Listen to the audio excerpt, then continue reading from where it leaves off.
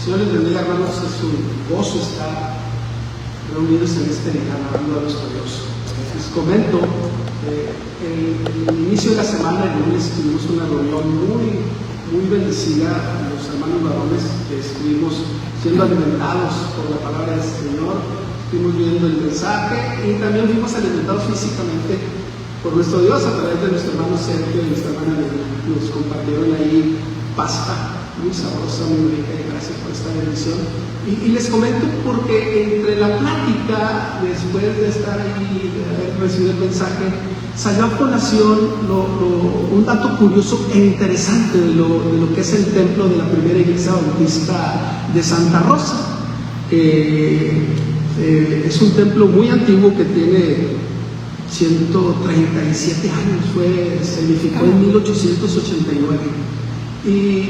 Y salió a colación porque estábamos comentando que como es muy antiguo, y en el 2005 aproximadamente, cuando los hermanos que ahí se congregan querían restaurar, querían hacer algunas mejorías, parchar y arreglar y modificar en algunas partes el templo, fueron a obras públicas con el plano del templo para sacar el permiso de construcción, y allí en obras públicas estuvieron viendo la fecha en que se edificó el edificio y dijeron: no, este edificio tiene más de 100 años, no cualquier arquitecto, es más, no pueden meterle mano ustedes.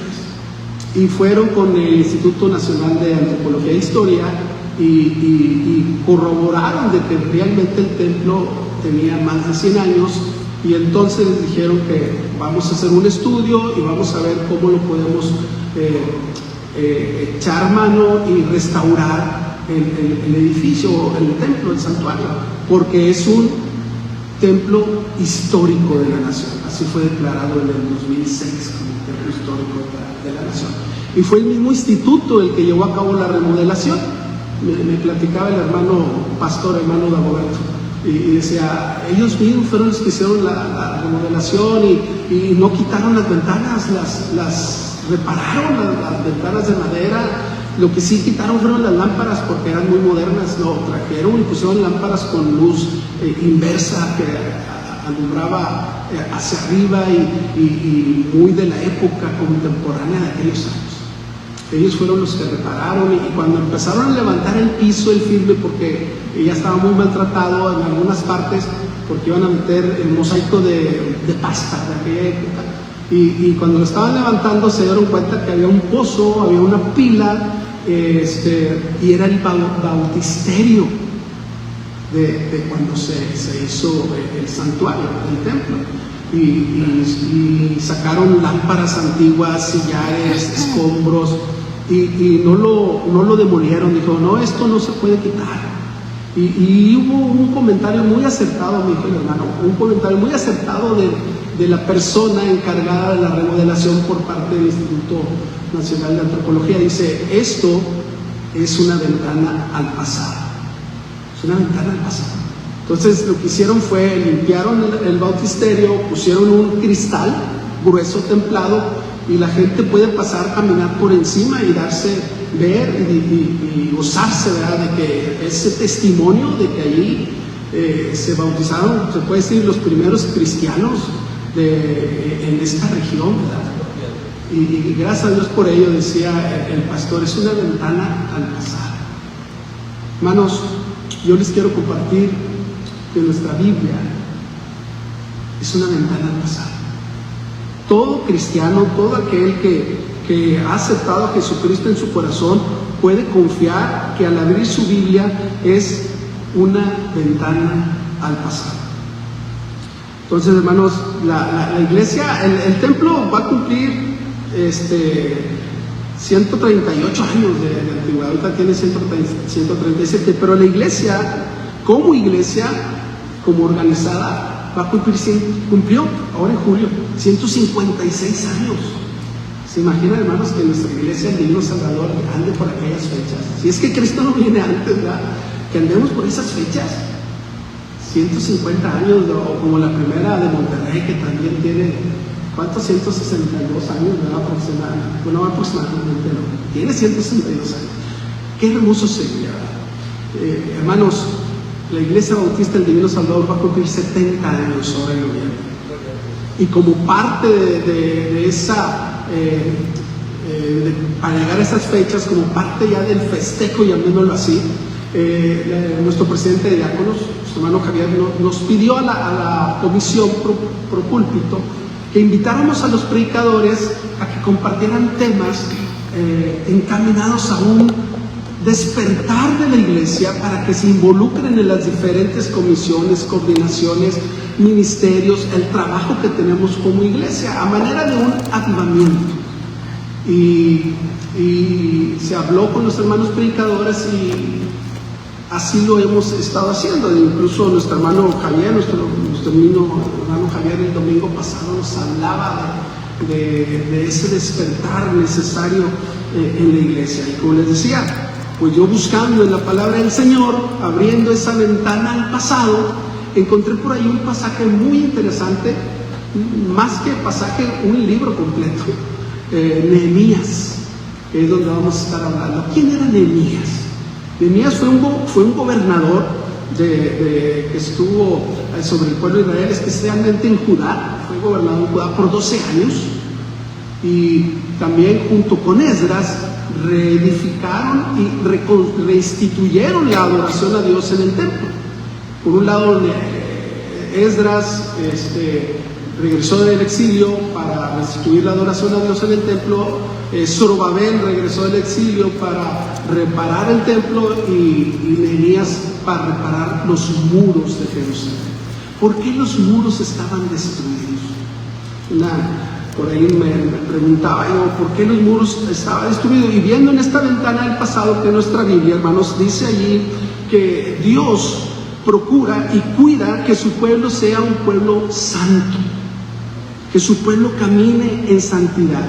Y cuando el pueblo se equivocó, Dios permitió que los muros fueran derribados. Dice ahí en Deuteronomio 7:6, porque tú eres pueblo santo para Jehová tu Dios te ha escogido para hacerle un pueblo especial, más que todos los pueblos que están sobre la tierra. Ese era el sentir de Dios para con su pueblo, y ese es el sentir de Dios para con su iglesia. Que seamos un pueblo santo, apartado, escogido para Él, ¿verdad? Así nos lo pide en su palabra. Pero esta santidad en el pueblo de Dios, hermanos, se perdió. Fue en el año 722 aproximadamente, antes de Cristo, cuando el imperio asirio se destruyó Samaria, que era parte del reino de Dios, del reino de Israel. Era el reino del norte, ya se había dividido Israel en dos reinos, el reino del norte y el reino del sur. Y el reino del norte en el 722 a.C. cayó en manos del imperio asirio y se lo llevaron en cautiverio. Y luego más adelante, en el año 586 a.C., el imperio babilónico, hablando de Nabucodonosor, también destruyó el templo, destruyó la ciudad y destruyó el muro, y se llevó cautivo el pueblo. Y eso fue porque Dios lo permitió. ¿Por qué? Porque el pueblo había perdido la santidad. Interesante, hermanos, que esto haya quedado grabado en este libro tan hermoso que tenemos en nuestras manos.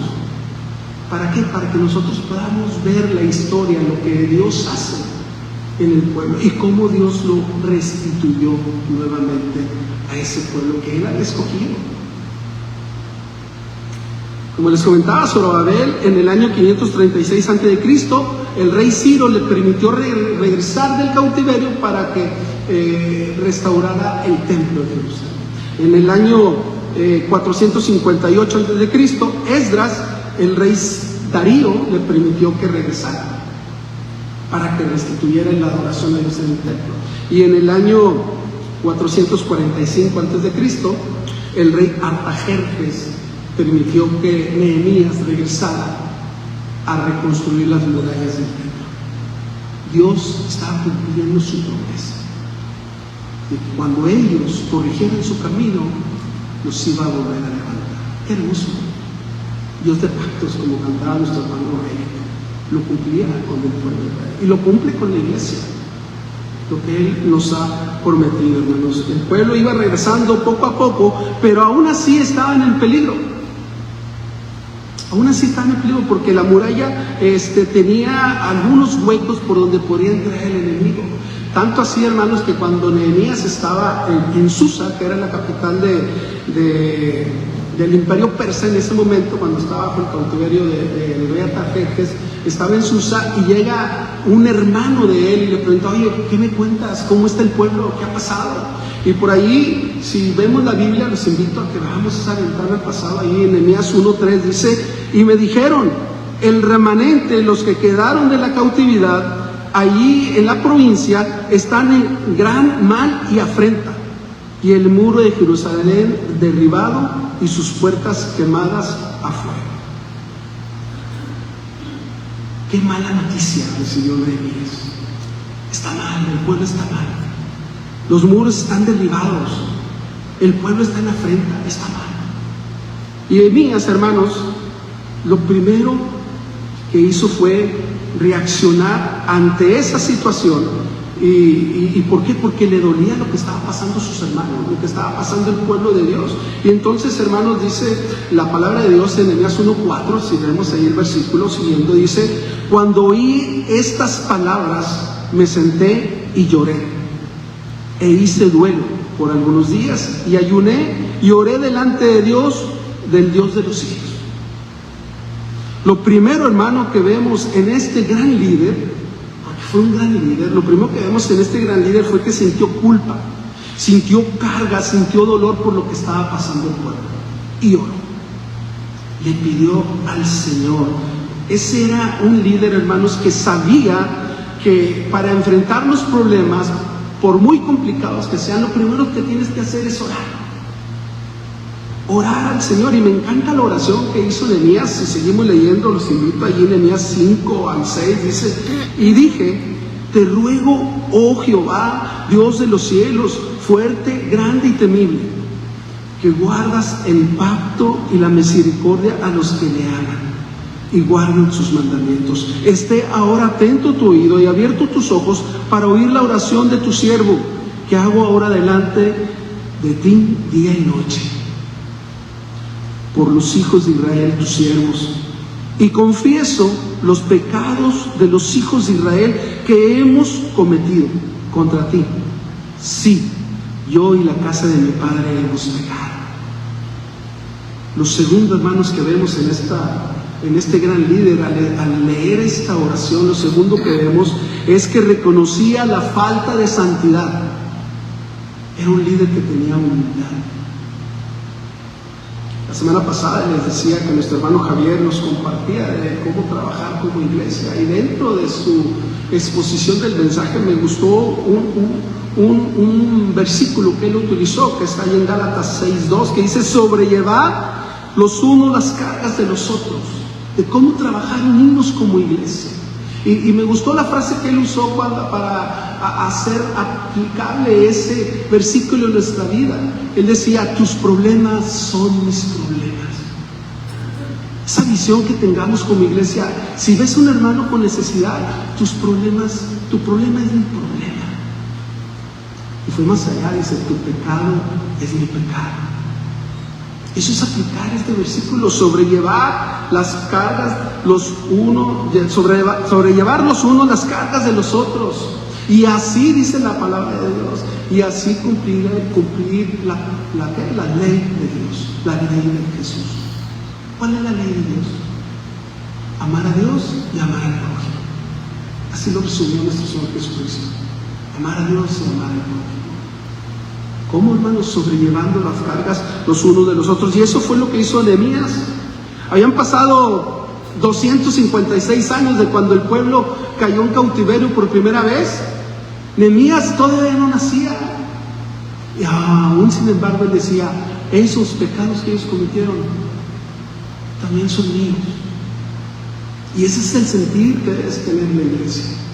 No es que los que se equivocaron fueron aquellos, los que cometieron el pecado, los que tomaron malas decisiones. Espérame, también es mi problema. Hacer propio, esa es la característica que tenía este gran líder. apropiarse, sentir ese problema. Y continúa la oración, dice más adelante en el versículo 11: te ruego, oh Jehová, esté ahora atento tu oído a la oración de tu siervo y a la oración de tus siervos, quienes desean reverenciar tu nombre. Concede ahora buen éxito a tu siervo y dale gracia delante de aquel varón, porque yo servía de copero al rey. Lo tercero que vemos en este gran líder es que tenía disponibilidad. Tenía disponibilidad, había visto la necesidad, había orado al Señor, se había hecho parte del problema y tenía la disponibilidad. Nehemías, hermanos, no le dio la vuelta a la necesidad, él se sentía parte de la solución. Y por eso le pide a Dios: dame gracia delante del rey Artajerjes para que me permita empezar a meter manos a la obra, a reconstruir los muros, a atender la necesidad que tenía el pueblo. ¿Y por qué se lo permitió? ¿Por qué le permitió el rey Artajerjes a Nehemías? Dice en el versículo Nehemías 2,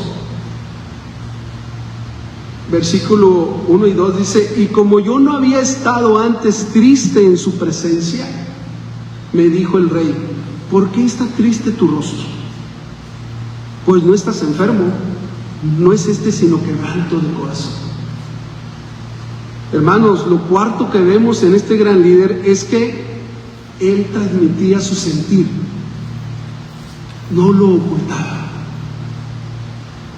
Él siempre era una persona normal delante del rey, de mucha confianza, y el rey nunca lo había visto triste. Tanto le dolió la noticia que recibió de lo que estaba pasando en el pueblo de Israel, lo que estaba pasando en Jerusalén, que su semblante cambió, hermanos. No lo ocultó, no fingía lo que no era. Tanto así que hasta el rey le dijo: ¿por qué estás triste? No es esto, sino quebranto de corazón. Dice allí en Nehemías 2:3: ¿cómo no estaré triste mi rostro? Dice Nehemías, dice, cuando la ciudad, casa de los sepulcros de mis padres, está desierta y sus puertas consumidas por el fuego. ¿Cómo no he de estar triste? Entonces el rey Artajerjes, hermanos, tuvo misericordia, llamémoslo así, y fue piadoso para con su siervo, ese siervo que era de confianza, y que como era copero, él tenía que probar primero la bebida del rey para ver si no tenía veneno la bebida, y se ganó el aprecio del rey. Era de confianza. Por eso Artajerjes le permitió que regresara. Dice, y esto Nehemías se lo platicó cuando llegó allá a Jerusalén, y que se juntó con un grupo de varones, les comentó esta bendición que había tenido, cómo Dios había sido bueno y le había obrado en el corazón de Artajerjes para que le permitiera regresar. Dice en Nehemías 2:18: entonces les declaré cómo la mano de mi Dios había sido buena sobre mí, y asimismo las palabras que el rey me había dicho. Y dijeron: levantémonos y edifiquemos. Así esforzaron sus manos para mí. Ahí, hermanos, tienen un separador. Ese es el texto que viene en el separador. Así esforzaron sus manos para bien. Manos de una iglesia esforzada. Nehemías, hermanos, fue ese líder que Dios fue bueno para con él. ¿Por qué? Porque pidió perdón, porque se arrodilló, porque se humilló, porque tuvo disponibilidad, porque se sintió parte del problema. Dios fue bueno con él. Entonces, hermanos, no estoy criticando al liderazgo de la iglesia, solamente estoy sentando bases de cómo la historia nos cuenta esa base para que surja un avivamiento. El ejemplo que vemos es en el líder. Pero la responsabilidad no es solamente del líder. La responsabilidad también es del pueblo. La responsabilidad no es solamente de los que están al frente en los ministerios de la iglesia. La responsabilidad también es de los que estamos siendo ministrados. Y aquí viene la segunda parte del mensaje. Primero, el liderazgo. La segunda parte, el resto de la congregación. Dice allí que la obra de Dios, hermanos, en el capítulo 3, vemos cómo Nehemías empezó a acomodar a las diferentes, llamémosle, parte del pueblo en alguna parte, trabajando otra parte del pueblo en otra parte. Aquí me encanta, hermanos, porque hay una joya escondida, digámoslo así, de cómo fue la visión de Nehemías. Imaginen, usen su imaginación, que están ustedes siendo Nehemías y se paran en medio de la ciudad y empiezan a ver, chequen el capítulo 3, empiezan a ver los muros de Jerusalén. Y dice el versículo 1, 3:1, dice: entonces se levantó el sumo sacerdote Eliasib con sus hermanos los sacerdotes y edificaron la puerta de las ovejas. Imaginen que aquí, a mi lado izquierdo, está la puerta de las ovejas y Nehemías está viendo. Y edificaron, dice, en las puertas de las ovejas, dice, ellos se arreglaron y levantaron sus puertas hasta la torre de Janea y edificaron hasta la torre de Hananael. Imaginen, de aquí, donde está la puerta de las ovejas, para acá, los sacerdotes, dice. Y sigue mencionando los sacerdotes, los varones de Jericó, arreglaron de aquí para acá hasta la puerta del pescado, algo así. Estoy mencionando, para no leer todo el capítulo, ¿verdad? Los varones de Gabaón, los varones de las llanuras, los de Mizpa, y los comerciantes, los gobernadores, los sirvientes del templo, y va mencionando de la puerta de las ovejas hasta la puerta del pescado, hasta la puerta vieja, hasta la puerta de los caballos, las torres, y así va. Y luego termina allá en el versículo 32, que es el último, dice: y entre la sala de la esquina y la puerta de las ovejas regresó a donde había empezado. A la puerta de las ovejas restauraron los plateros y los comerciantes. Esa era la obra que había que restaurar. Agarró un corte, por acá, para acá, para acá, para acá, le dio vuelta y regresó al mismo lugar. ¿Cuál es la obra, lo que hay que nosotros que atender o restaurar si es necesario en la iglesia? Ahí están, hermanos, los ministerios. Coordinación de adoración, ¿qué es lo que hay que apoyar? ¿Qué es lo que necesita? ¿En dónde podemos nosotros participar en la obra del Señor? Acá está la coordinación de proclamación, evangelismo, misiones, la radio. ¿En dónde puedo apoyar? Acá está la coordinación de servicio. ¿Dónde puedo apoyar? La coordinación, ¿cuál me falta? Educación cristiana. ¿Dónde puedo apoyar? Es la obra del Señor, hermanos. Agarrar un corte. ¿En dónde podemos apoyar? Y no acaba ahí, hermano. Estoy hablando solamente aquí dentro de nuestra actividad como iglesia. Salga allá afuera. ¿Dónde podemos apoyar en la obra del Señor? Mi vecino, mi familia, mis compañeros de trabajo. Hay muchas partes donde podemos apoyar en la obra del Señor. Todos metieron manos a la obra. Hubo excepciones. Si usted lee el capítulo 3, en el versículo 5, por ahí dice que hubo una excepción. Dice, dice que los adultos, dice, no quisieron apoyar. Versículo, creo que es el versículo 5. No lo traigo aquí apuntado. Pero el versículo 5 dice: algunos adultos no se prestaron a ayudar en la obra de su Señor. Hay excepciones, hermano. Va a haber quienes digan no. Pero la gran mayoría dijo sí. Apoyamos. ¿Por qué, hermanos? Porque se animaron. Todos participaron. Dice Nehemías 2:18. Y dijeron: levantémonos y edifiquemos, y así esforzaron sus manos para bien. Lo primero, hermanos, que tenemos que hacer como iglesia es que seamos una iglesia que tenga unas manos esforzadas. Es una iglesia animada. Las manos de una iglesia esforzada son manos de una iglesia animada. Tuvieron ánimo para trabajar. Dice ahí en Nehemías 4:8, edifiquemos pues el muro, y toda la muralla fue terminada hasta la mitad de su altura, porque el pueblo tuvo ánimo para trabajar. Lo que venía haciendo el gran líder Nehemías influyó en el pueblo, y el pueblo se animó y se esforzaron sus manos para hacer el bien. Qué hermoso, hermanos. Edifiquemos pues el muro. Eso fue el muro. ¿Qué era el muro? El muro era lo que le daba protección al pueblo de Jerusalén y para el templo de Dios que estaba dentro de esta protección, ¿verdad? Entonces, ¿qué significa, hermanos, el muro para nosotros? ¿Qué significa para nosotros el muro, hermanos? ¿Por qué habría que edificarlo espiritualmente? Es cierto, hermanos, hemos sido rescatados del enemigo, hemos sido salvos, es cierto.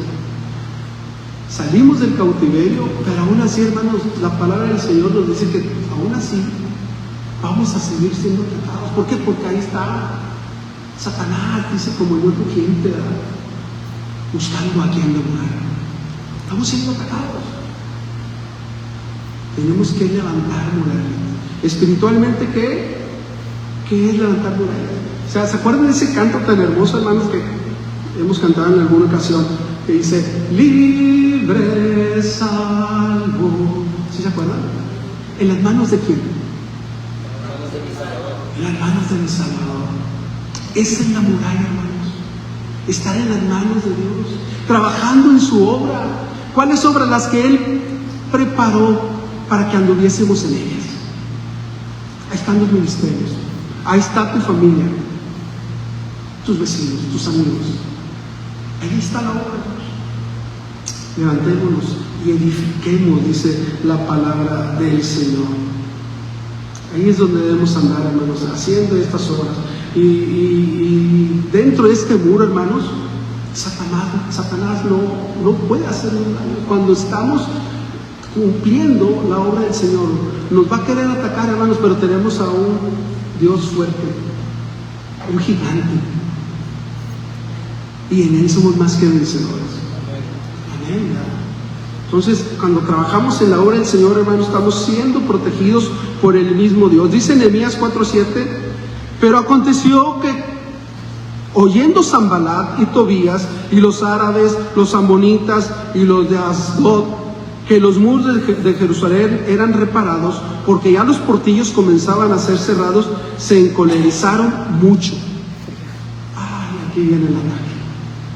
Cuando se dieron cuenta que el pueblo estaba trabajando y que habían empezado a levantar muros, dice, se molestaron Sanbalat, Tobías, los árabes, porque ya los portillos estaban siendo cerrados. ¿Qué son los portillos? Son las grietas. Hablando en agricultura, ¿qué es un portillo? Está la cerca que contiene el ganado, pero hay unas aberturas así muy reducidas donde nomás cabe una persona. Ese es un portillo. Entre la cerca hay una abertura así donde pasa la persona nada más, pero no pasa una res.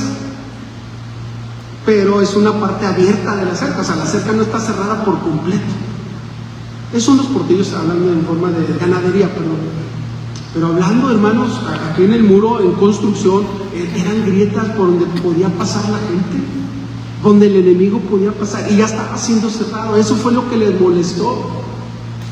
Y decían entre ellos, no, hombre, cosas bien ridículas. No, si una zorra viene y se posa sobre ese muro, se va a caer. Ese era el ataque del enemigo, hermanos. Dice Nehemías 4:10, y dijo Judá, las fuerzas de los acarreadores se han debilitado y el escombro es mucho y no podemos edificar el muro. Se desanimó. ¿Por qué? Porque escuchó lo que decían Sanbalat y Tobías, los que empezaron a atacar la obra, y él se desanimó. Judá se desanimó, hermanos, porque se burlaban. Si una zorra se posa sobre ese muro, se va a derrumbar. Es que no se puede. Es que el enemigo usa frases tan hirientes que desaniman. Y es cierto, nos lo topamos. A donde quiera que estemos, en el trabajo, nos topamos gente que te desanima. No, ¿para qué das horas extras? No, el que gane es el patrón, tú no.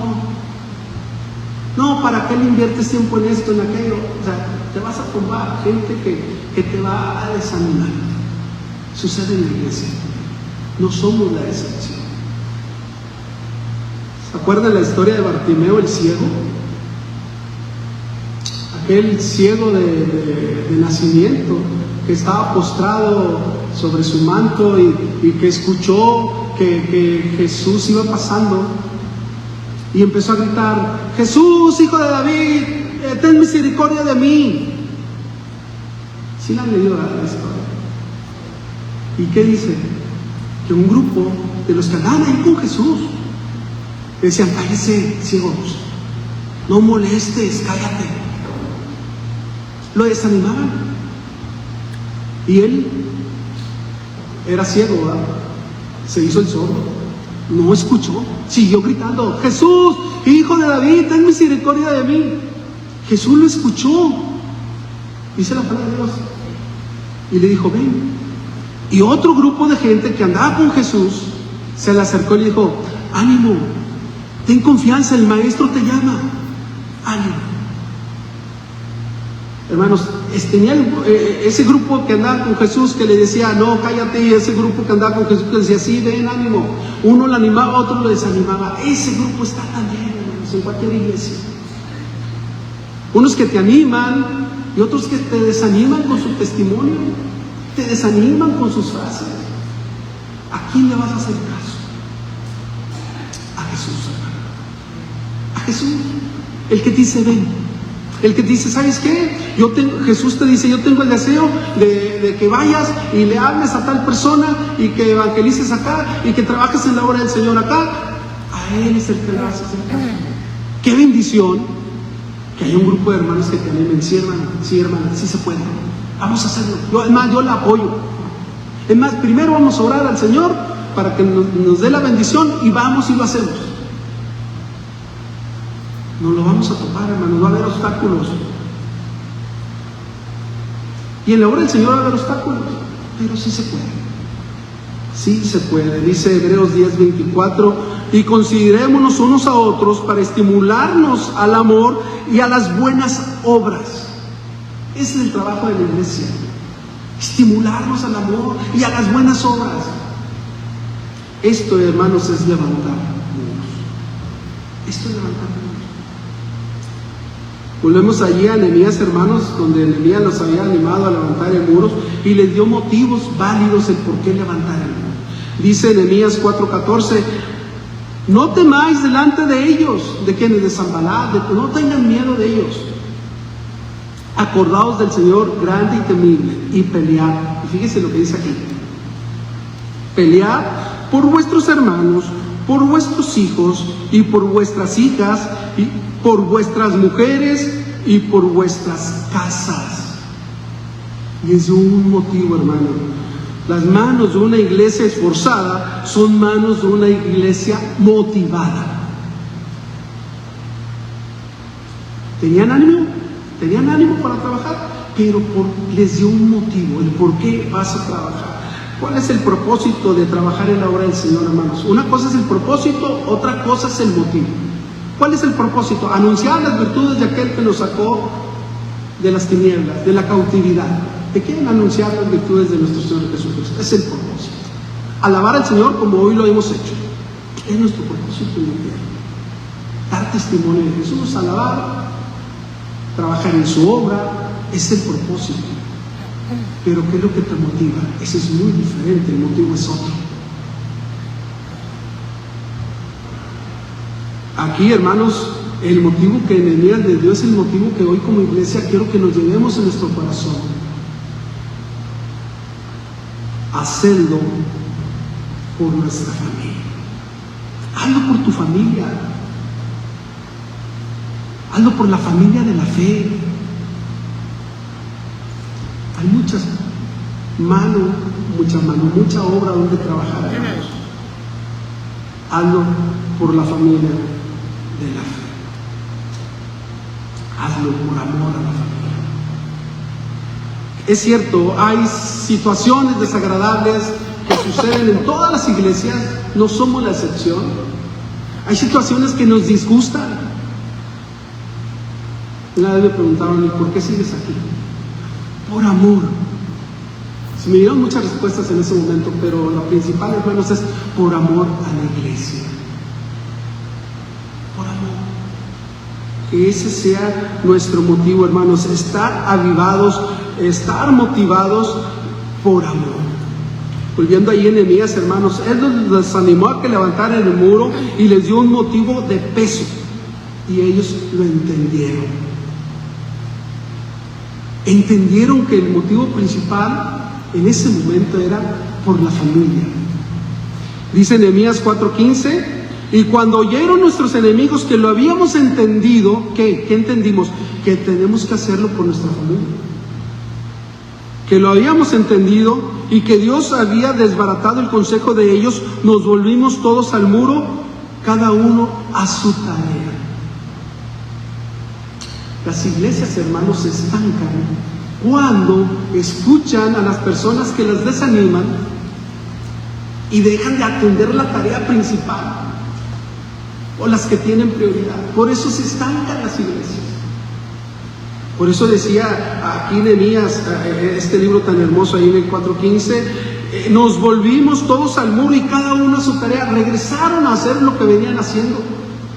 No se dejaron influenciar por estos malos consejos. Dice Nehemías 4:17, los que edificaban en el muro, los que acarreaban y los que cargaban, con una mano trabajaban en la obra,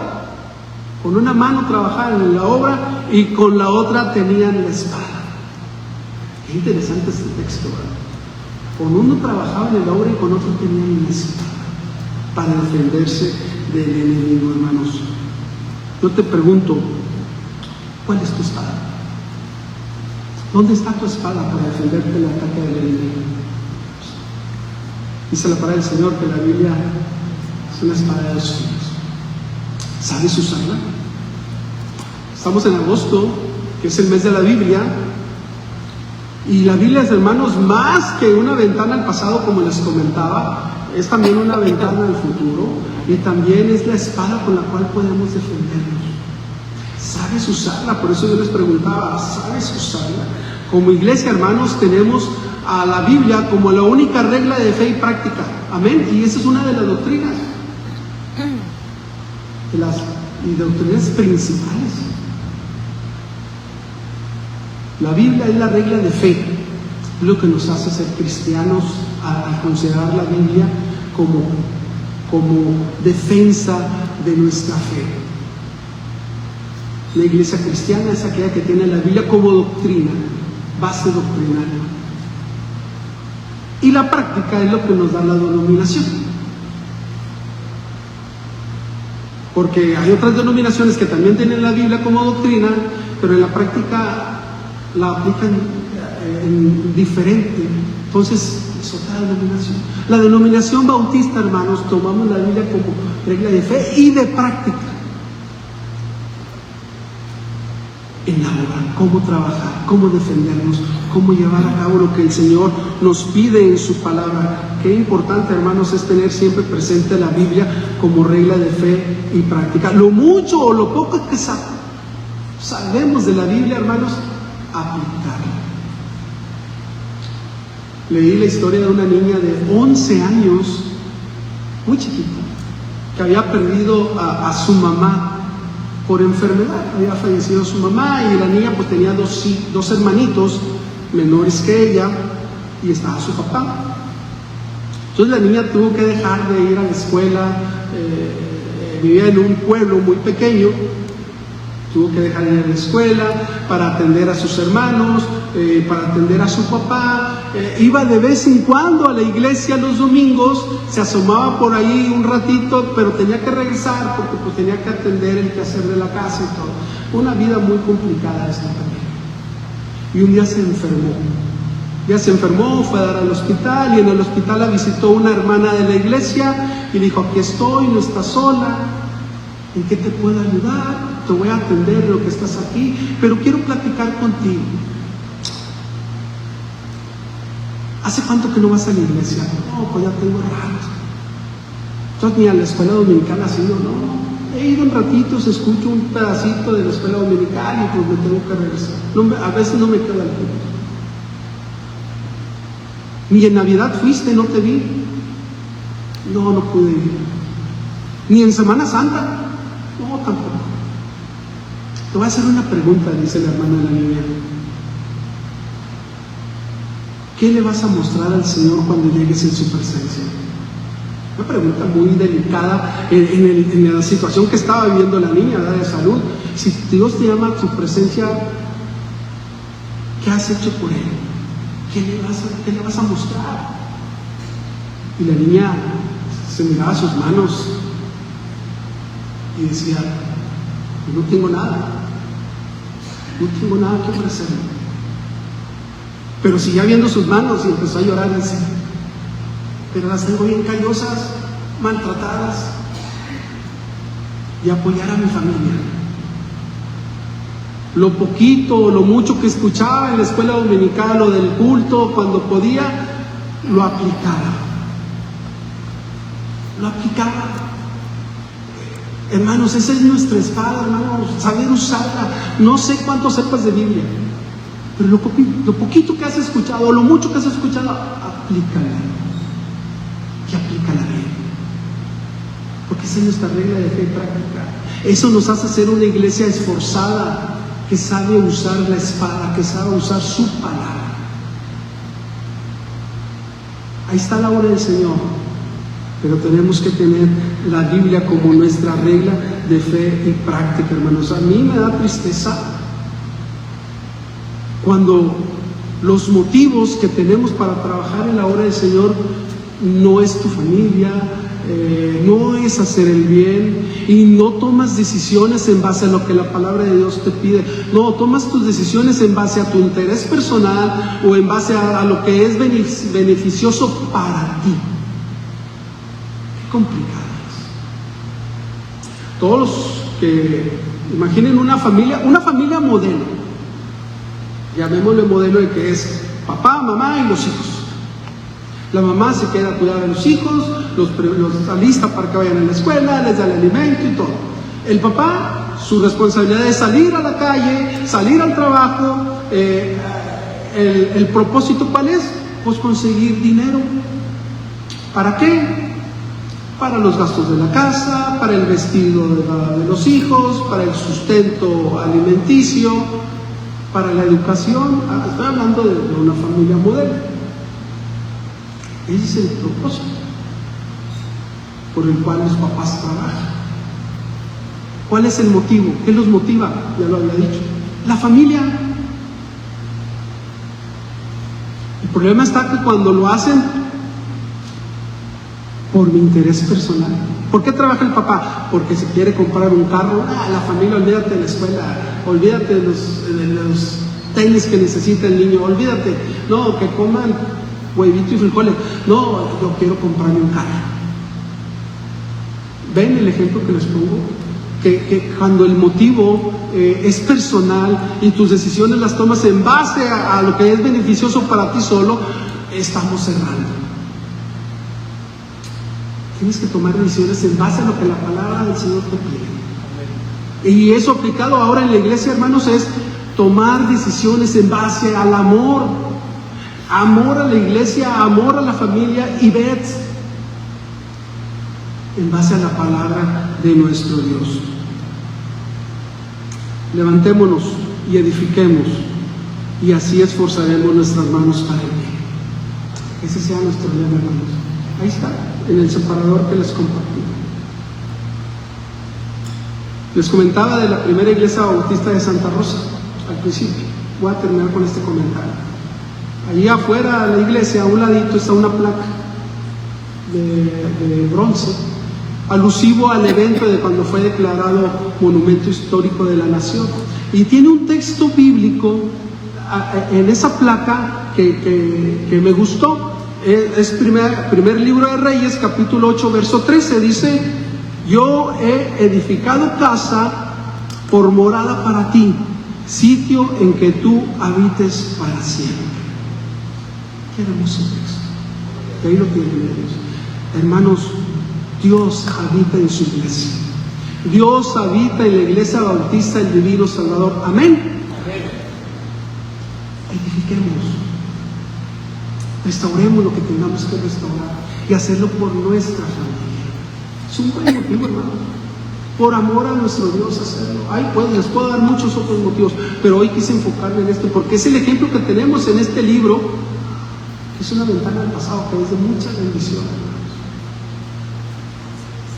Y ese texto, el que sigue, el primer libro de Reyes, capítulo 8, el verso 13, el que le sigue, no está en la placa, pero yo lo leí en la Biblia, y dice el versículo 14, y volviendo el rey su rostro, bendijo a toda la congregación de Israel, y toda la congregación de Israel estaba de pie. Hermanos, póngase de pie, levantémonos y edifiquemos, y así esforzaremos a nuestras manos para hacer el bien. Vamos a orar y pedir bendición a nuestro Rey. Vamos a ponernos de pie. Padre amado, te damos gracias por tu amor y por tu cuidado, Padre, porque sabemos y reconocemos que en algún momento de nuestra vida, y vaya que han sido muchos, hemos sido infieles, hemos errado, nos hemos equivocado. Sí, nosotros y la familia de nuestros padres se han equivocado. Te pedimos perdón, Padre, ahora delante de ti. Te pedimos que tu oído y tu rostro estén dirigidos hacia nosotros, Señor, para que escuchen nuestra oración, nuestra plegaria, Padre, rogándote que tú seas de bendición, Señor, que obres grandemente en cada uno de mis hermanos que están al frente de algún ministerio, de algún liderazgo, hermano, que sean hombres y mujeres de oración, que busquen tu rostro en oración, Padre, que se humillen delante de ti y reconozcan la necesidad de ser atendidos por tu mano, por tu poder, de ser bendecidos, Padre, para salir adelante ante cualquier adversidad. Pero también, Señor, queremos que escuches el corazón de cada uno de los congregantes de esta tu iglesia, Señor, y de la iglesia extendida por toda la tierra, para que tú obres en su corazón, en sus manos, para que sean una iglesia con manos esforzadas para hacer el bien. Sigue, Padre, dándonos ánimo a través de nuestros líderes, a través de nuestros hermanos que nos animan. Padre, síguenos dando motivos para poder seguir trabajando en tu obra con un corazón dispuesto, y síguenos alimentando de tu palabra, Padre, para ponerla por práctica. En Cristo Jesús damos las gracias. Amén. Señor les bendiga, hermanos.